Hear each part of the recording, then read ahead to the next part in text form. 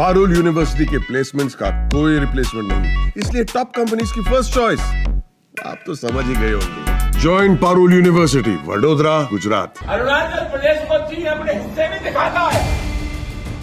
ये जो रणबांकुर है, करनी सेना के, हिंदुस्तान की सड़क पर चले जाओ, चीन से हमको बचाओ, वरना तुमसे ज्यादा नकली दुनिया में कोई हो नहीं सकता। ये आ गए, हर मस्जिद के नीचे एक मंदिर है, तो फिर हम ये कहना पड़ेगा कि हर मस्जिद के नीचे एक बौद्ध मठ है और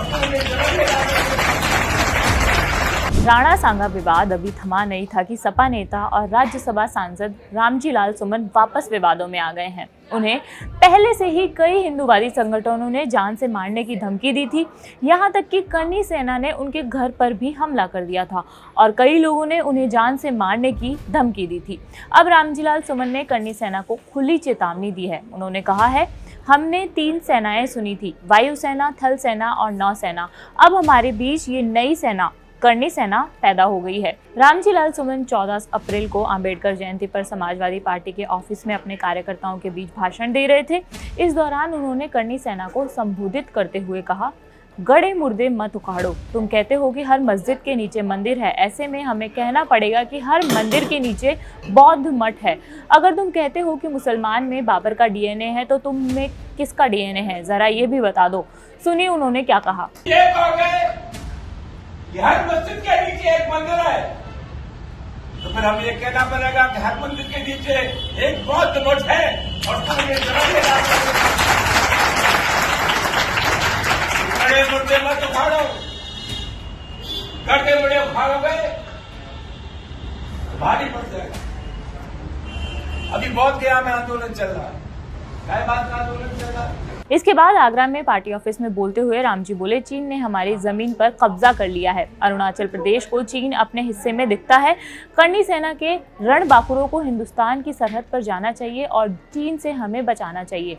अगर तुम ये नहीं कर सकते तो तुमसे ज्यादा नकली इस दुनिया में कोई नहीं है। रामजी लाल सुमन ने आगे कहा, हम अकेले नहीं हैं, ये लड़ाई पीडीए की है। लड़ाई उन लोगों से है जो हिंदुस्तान के मुसलमान को बाबर की औलाद कहते हैं। हम कहना चाहते हैं कि जब जब इस देश की इज्जत दांव पर लगी है, हिंदुस्तान के मुसलमान ने साबित कर दिया है कि इस देश की मिट्टी से जितनी मोहब्बत हिंदू को है, उससे कम मोहब्बत मुसलमान को नहीं है। सुनिए उन्होंने इस बारे में और आगे क्या क्या कहा।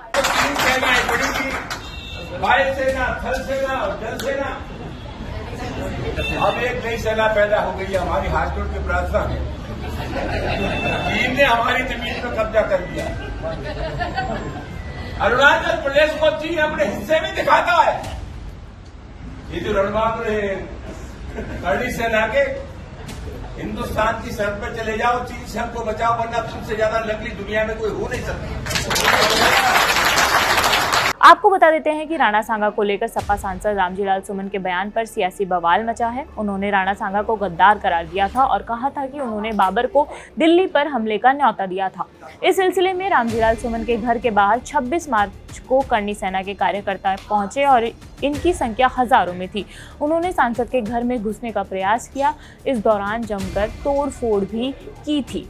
इस खबर पर जो भी लगातार अपडेट रहेगी वो हम आपको देते रहेंगे। आपकी इस खबर पर क्या राय है, हमें कमेंट बॉक्स में बताइए। मैं मनीषा हूँ, शुक्रिया।